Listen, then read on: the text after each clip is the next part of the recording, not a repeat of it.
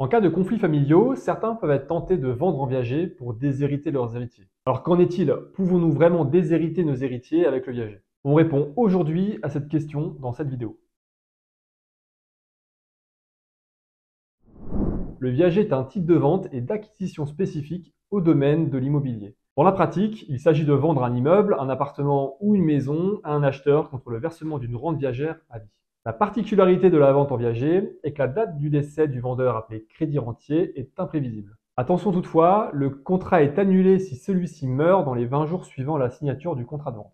La vente en viager peut être libre ou occupée. Dans le premier cas, l'acquéreur dispose du bien juste après la signature du contrat.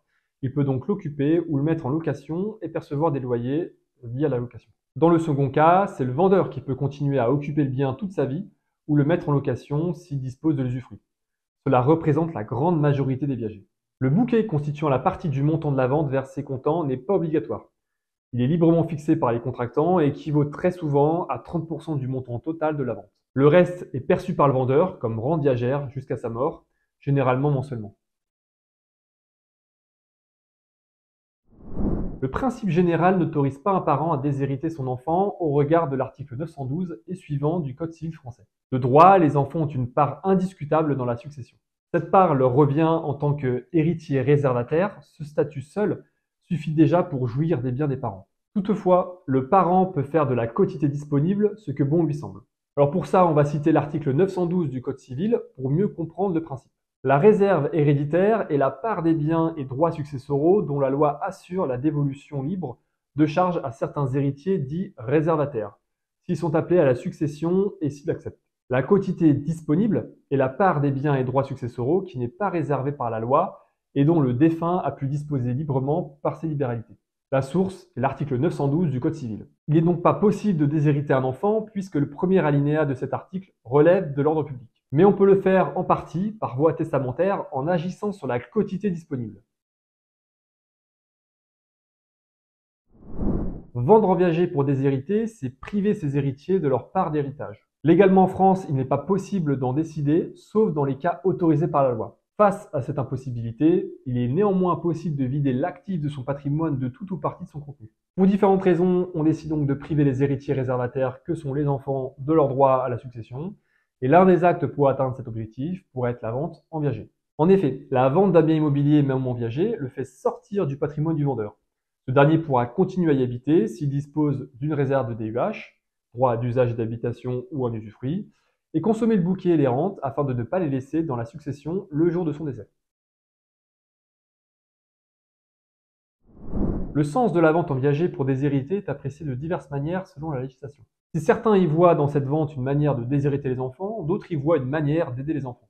La première perception est valable dans les pays où les enfants ne sont soumis à aucune obligation de subvenir aux besoins des parents. En Belgique, par exemple, plusieurs parents supposent qu'ils rendent la tâche facile aux enfants au regard de la loi en vendant en viager. S'assurant ainsi un revenu périodique, les enfants n'ont plus l'obligation légale de la pension alimentaire, et l'article 205 du Code civil belge l'appelle solidarité familiale. Cela n'est pas pareil dans tous les pays. Toutefois, ce n'est plus une manière de déshériter les héritiers lorsqu'on parle avec eux avant de signer le contrat. C'est une question que l'on peut se poser avant de vendre en viager en présence des héritiers, comme par exemple les enfants. La réalité est tout autre dans la mesure où vendre en viager ne constitue pas une infraction. L'intention de le faire pour déshériter les enfants n'étant pas facile à prouver, elle ne peut être reprochée que par défaut.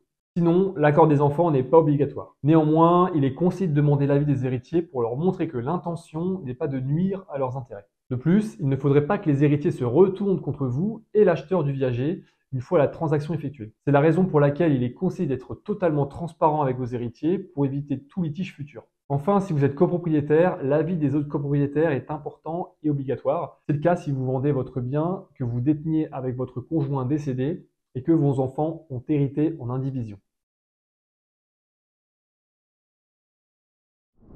Il est très facile de vous soupçonner de déshéritement si vous vendez en viager. Pourtant, ce n'est pas une faute si c'est votre volonté. Plusieurs parents le font d'ailleurs pour déshériter légalement leurs héritiers. Si vous vous retrouvez en position d'acheteur, prenez toutes vos dispositions pour ne pas assister à l'annulation de votre achat par les héritiers après le décès du vendeur. Le notaire vous aidera mieux pour éviter tout risque de perte. Si l'intention n'est pas de déshériter les héritiers, informez-les. notamment le cas si vos finances ne vous permettent plus de maintenir votre niveau de vie. Et de cette manière, vous protégez vos enfants car c'est à eux de subvenir à vos besoins en cas de nécessité. C'est donc une première solution et si vous vendez en viager à plusieurs héritiers, eh bien la loi ne s'y oppose pas. C'est d'ailleurs une autre manière de conserver le bien dans la famille tout en obligeant indirectement l'enfant à assurer son devoir moral de soutien à ses parents si nous sommes dans une relation parent-enfant. Attention, ce n'est pas une alternative pour frauder le fisc. Soyez vigilant et réaliste sur le prix de la vente et celui de la rente pour ne pas faire une donation déguisée. La loi parle de prix conséquents et sérieux, le cas contraire vous aurez au dos l'administration fiscale.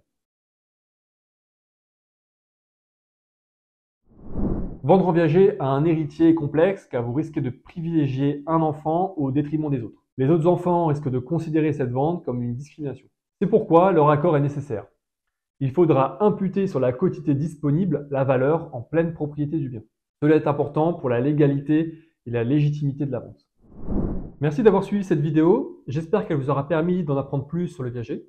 Si vous souhaitez vendre votre bien immobilier en viager, je vous propose une évaluation totalement gratuite pour savoir quel bouquet et quelle rente vous pourrez espérer. Le lien de notre simulateur est juste en dessous.